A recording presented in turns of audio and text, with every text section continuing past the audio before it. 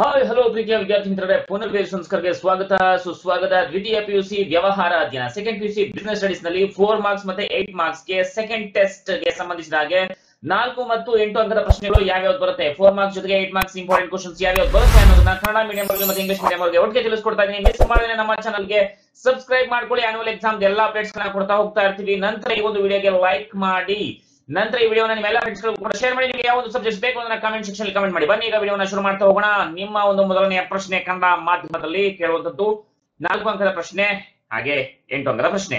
4 marks 8 marks. ಮೊದಲನೇ ಪ್ರಶ್ನೆ, ನಿಯಂತ್ರಿಸುವಿಕೆ ಪ್ರಕ್ರಿಯೆಯಲ್ಲಿನ ಹಂತಗಳನ್ನ ತಿಳಿಸಿರಿ. Explain the steps involved in controlling process. Question number 2, ನಿಯಂತ್ರಿಸುವಿಕೆಯ ಮಿತಿಗಳನ್ನು ವಿವರಿಸಿ. Explain the limitations of controlling. Question number 3, ಒಂದು ಉತ್ತಮ ನಿಯಂತ್ರಣ ವ್ಯವಸ್ಥೆಯು ಸಂಘಟನೆಗೆ ಹಲವು ರೀತಿಯಲ್ಲಿ ಸಹಾಯ ಮಾಡುತ್ತದೆ. ಯಾವುದಾದ್ರೂ 4 ಅಂಶಗಳನ್ನ ತಿಳಿಸಿರಿ. A good control system helps an organization in many ways. Justify this statement with any 4 points. Importance. Okay, ಪ್ರಾಮುಖ್ಯತೆ ನೀವು ವಿವರಿಸಬೇಕಾಗಿದೆ. ಅದೇ ರೀತಿಗೆ 4th ಕ್ವಶನ್, ಹಣಕಾಸಿನ ಯೋಜಿಸುವಿಕೆಯ ಪ್ರಾಮುಖ್ಯತೆಯನ್ನು ಯಾವುದಾದರೂ 4 ಅಂಶಗಳನ್ನು ತಿಳಿಸಿರಿ. Explain with any 4 points the importance of financial planning. Question number 5, ಲಾಭಾಂಶ ನಿರ್ಣಯದ ಮೇಲೆ ಪ್ರಭಾವ ಬೀರುವ 4 ಅಂಶಗಳನ್ನ ತಿಳಿಸಿರಿ. Explain any 4 factors affecting financing decisions or dividend decision. Question number 6, ಮಾರಾಟ ಪ್ರಕ್ರಿಯೆಯ ಮಿಶ್ರಣದ ಅಂಶಗಳನ್ನು ತಿಳಿಸಿರಿ. Explain the elements of marketing mix.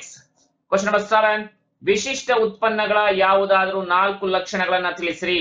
State any 4 features of specialty products.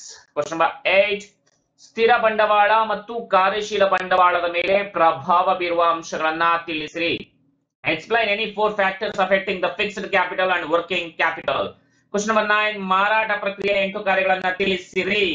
ನಿಮ್ಗೆ ಇದರ PDF ಬೇಕು ಅಂತಂದ್ರೆ ಟೆಲಿಗ್ರಾಮ್ ಲಿಂಕ್ ಜೊತೆಗೆ ಇನ್ಸ್ಟಾಗ್ರಾಮ್ ಲಿಂಕ್ ಅನ್ನ ಡಿಸ್ಕ್ರಿಪ್ಷನ್ ಬಾಕ್ಸ್ ನಲ್ಲಿ ಹಾಕಿದ್ದೇನೆ, ಫಾಲೋ ಮಾಡಿ. ಓಕೆ, ಈ ತರ ಒಂದು PDF ಫೈಲ್ ನ ಪಡ್ಕೊಳ್ಳಿ. Explain any 8 functions of marketing. And then last question, ಮುದ್ರೆ ಹಾಕುವಿಕೆ ಎಂದರೇನು, ಮಾರಾಟಗಾರರಿಗೆ ಮತ್ತು ಗ್ರಾಹಕರಿಗೆ ಇದರ ಪ್ರಯೋಜನಗಳನ್ನ ತಿಳಿಸಿರಿ. What is branding? Explain briefly its advantages to marketers and customers. ಎಲ್ಲರಿಗೂ ಕೂಡ ಆಲ್ ದ ಬೆಸ್ಟ್. ನಿಮಗೆ ಯಾವ ಸಬ್ಜೆಕ್ಟ್ಸ್ ಬೇಕು ಅಂತ ಕಮೆಂಟ್ಸ್ ಅಲ್ಲಿ ಕಮೆಂಟ್ ಮಾಡಿ. ಸಬ್ಸ್ಕ್ರೈಬ್ ಮಾಡ್ಕೊಳ್ಳಿ, ಸಬ್ಸ್ಕ್ರೈಬ್ ಮಾಡ್ಕೊಳ್ಳಿ. ಸೊ ಲೈಕ್ ಮಾಡಿ, ಈ ವಿಡಿಯೋನ ಶೇರ್ ಮಾಡಿ. ಮತ್ತೆ ಮುಂದಿನ ವಿಡಿಯೋದಲ್ಲಿ ಸಿಗೋಣ. ಅಲ್ಲಿವರೆಗೂ ನಮಸ್ಕಾರ. ಮತ್ತೊಮ್ಮೆ ಎಲ್ಲರಿಗೂ ಕೂಡ ಆಲ್ ದ ಬೆಸ್ಟ್.